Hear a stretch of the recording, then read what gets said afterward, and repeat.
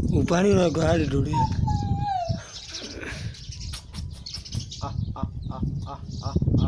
मंडिया मंडिया मंडिया मंडिया मंडिया मंडिया। Hello दोस्तों, कैसे हैं आप लोग देख रहे हैं ये पीकॉक का जो है वो पाँव बिल्कुल नहीं है, एक जो है पाँव वो एक्सपेक्ट हो चुका है जैसे हमारे डॉग का हुआ है। रूम नगर देख सकते हैं, बहुत ही खूबसूरत परिंदा है ये, जन्नती पक्षी है। उम्मीद है कि आपको हमारी ये वीडियो आज की पसंद आई होगी।